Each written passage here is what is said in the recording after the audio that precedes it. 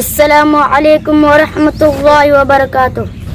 الحمد للہ رب العالمین والصلاة والسلام على رسوله الكريم.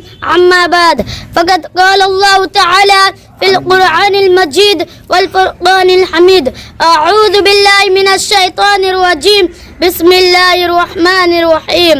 قل هو الله احد الله الصمد لم يلد ولم يولد ولم يكن له كفوا احد.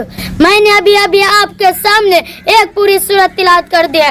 اس کا ترجمہ یہ ہے: اے نبی کہہ دو کہ اللہ ایک ہے، اللہ بے نیاز ہے، وہ نہ کسی کا باپ ہے اور نہ کسی کا بیٹا، اور کوئی اس کا ہمسر نہیں. کیا یہ حقیقت نہیں ہے کہ جب ہم تاروں بھرے آسمان، چولی چکلی زمین، آتائے سمندر، اونچے پہاڑ، بہتے دریا دیکھتے ہیں تو بے ساخت خیال آتا ہے کہ ان کا کوئی خالق ہے، کوئی ہے جس نے ان چیزوں کی تخلیق کی ہے. پھر ہم ایک قدم اور آگے بڑھاتے ہیں کہ سوچتے ہیں، رات آتی ہے، دن رخصت ہو جاتا ہے، صبح ہوتی ہے، شام ہوتی ہے، کائنات کا نظام بن ڈٹ کے اصولوں کے مطابق چل رہا ہے. کہیں سے کوئی خرابی نہیں. شمس و قمر اپنے وقت پر نکلتے ہیں اور وقت پر ڈوب جاتے ہیں.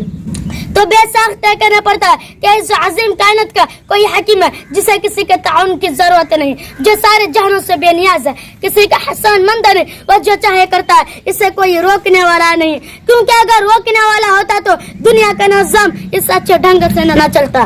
لو کان فیہما آلیۃ الا اللہ لفسدتا.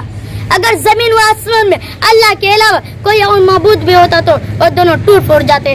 جب کسی ملک میں دو بادشاہ نہیں رہ سکتے، تو کسی بھی ادارے کے کئی صدر نہیں ہوتے، تو بھلا اس کائنات کے حکیم کیسے ہو سکتے ہیں؟ محترم دوستو، ہماری غور مجلس اپنی کئی صدر چن لے تو کیا یہ مجلس چل سکتی ہے؟ کیا ہمیں لوگ بیوقوف نہ کہیں گے؟ تعجب ہے ان لوگوں پر جو سارے جہانوں کے کئی صدر مان لیتے ہیں. کوئی باپ بیٹا اور روح القدس کا نظر تراشے ہوئے ہیں، اور کوئی ہزاروں دیوی اور دیوتاؤں کو پرمیشور کا ساجی مانتا ہے. مگر بڑی افسوس کی بات ہے کہ لوگ انہیں بیوقوف کہتے ہوئے ہچکچاتے ہیں. حضرات، ممکن ہے کہ دوران تقریر اس حقیر سراپا تقسیم سے کچھ غلطی ہو گئی ہوں. میں بھی اور انسان کی طرح ایک انسان ہوں، اس لیے مجھ سے غلطی ہو جانے کی کوئی حیرت کی بات نہیں. آپ حضرات سے گزارش ہے کہ مجھے مطالعہ فرمائیں کہ میں نے کون سی بات اس سے غلط کی ہے، تاکہ میں ایسا آئندہ نہ کروں. انہیں چند باتوں پر میں اپنی تقریر ختم کرنا چاہتا ہوں. وما توفیق الا باللہ.